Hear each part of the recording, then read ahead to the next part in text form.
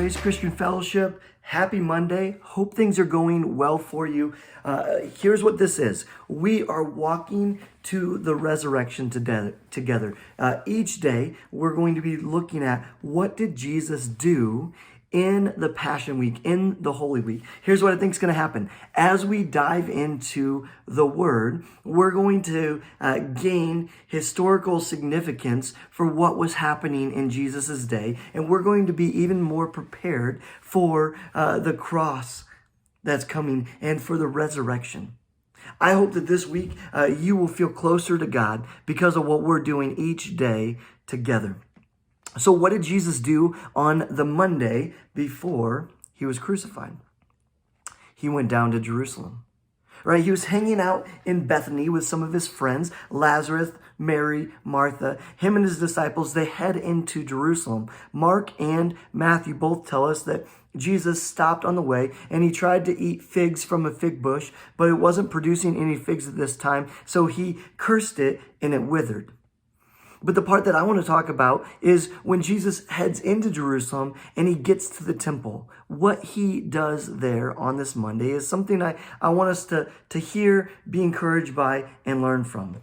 Look what Jesus says in Matthew chapter 21, verse 12 on.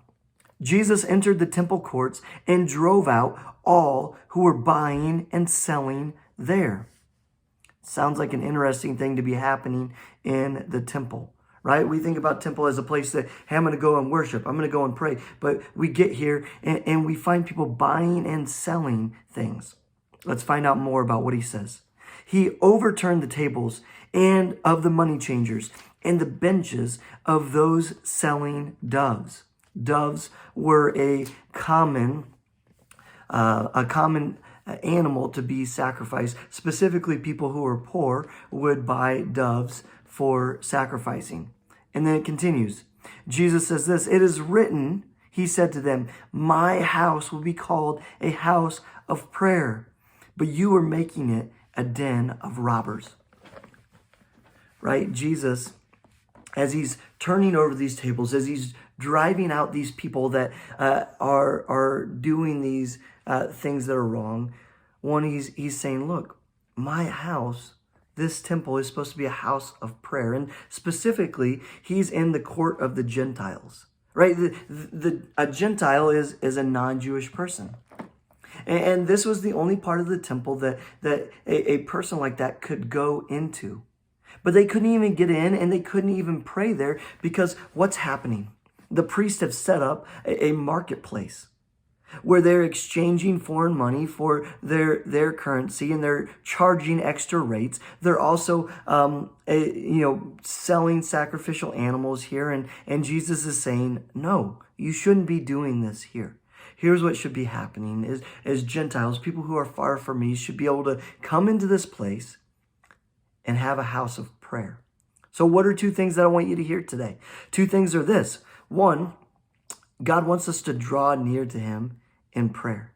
And so this week, as we approach the cross and Jesus' resurrection, can we be extra vigilant about doing that?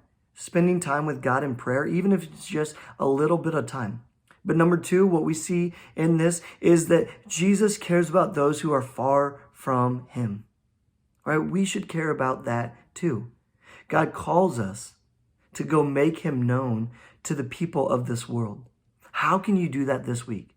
One simple thing we've been talking about is that you can simply invite somebody to Easter at Grace. Now remember, this Sunday we have two services, one at 9 o'clock and one at 10:30. Could you invite somebody to be a part of Easter at Grace? Remember, my promise to you is this, is that I'm going to proclaim the gospel and give people an opportunity to follow Jesus. Help people who are far from God draw near to him this week. Let's be praying as well. And join me each day as we continue in this walk towards the resurrection together. Hey, have a great Monday.